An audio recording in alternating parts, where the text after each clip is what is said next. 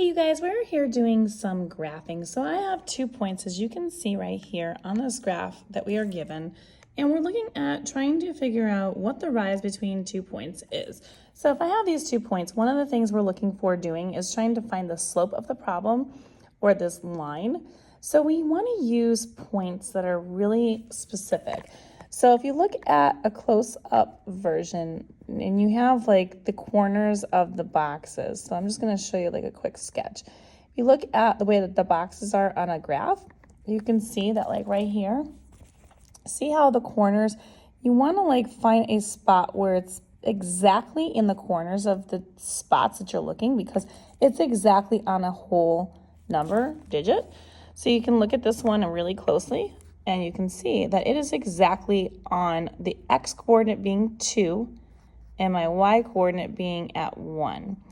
So that's an exact point. If I used a point like this one right here, you can see that it's not on, it's on 2. We know that y is 2, but we wouldn't be able to, if I look really closely at it, we wouldn't be able to know exactly what number it's on, because 2 is right here, 3 is right here.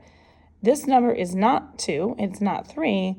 I don't know if it's exactly halfway. If it's not, I'm not really 100% sure. So we don't want to use points like that. We always want to use points that are exactly in the, like the corners of the 4 boxes that we're intersecting at. So it's really important that you focus on that. So when we're looking at trying to find the rise between 2 points, we're looking at the vertical portion. So we're looking at either up or down. We still call it a rise when it's down. Sometimes I'll say fall. It's a fall instead of a rise. But you're looking at the vertical distance between 2 points. So this is the vertical distance. And then when we're looking at the run, we talk about, obviously, if we're looking at that, if rise is up and down, then our run is left and right between 2 points. So I want you to think about this as, oops, not left or down, left or right. If we're thinking about going on a street, so if I'm looking at trying to get from this point to this point, I am looking at trying to assume like I'm going on a street, right? If I'm in a car and I'm driving on a road, I need to go a certain distance to, like, let's say a stop sign before I turn and go to the next direction.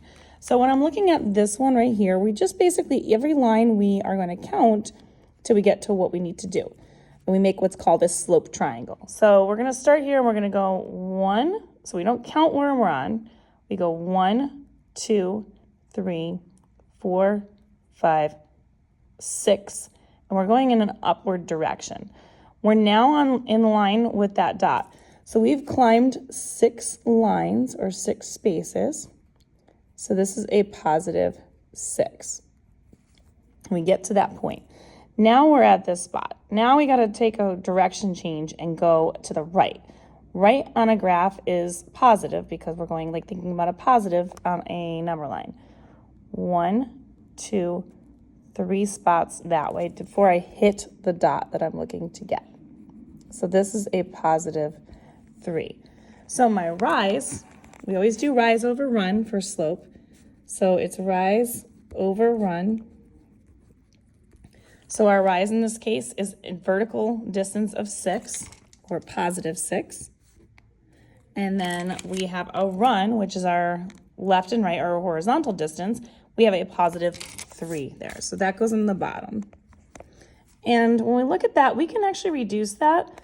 And this can be reduced down to 2, or 2 over 1. I'm going to put 2 over 1 because when we're graphing, it helps me to actually have a denominator in my fraction, because that tells me what way I'm moving, left or right. So now if I actually go back up here to this dot, if I reduce that fraction to 2 over 1, I should be able to find a closer spot if I go up 2 over 1. And you can see there is a line right there. So that line is going to happen right in that spot. If I keep going, 1, 2, up, left 1, or sorry, right 1, I will hit that line again. Up 2, right 1, up 2, right 1, and I can keep going, and I keep hitting other points on that graph. If you'd like more questions like this, you can find them on my YouTube channel. You want algebra, check them out under the slope section.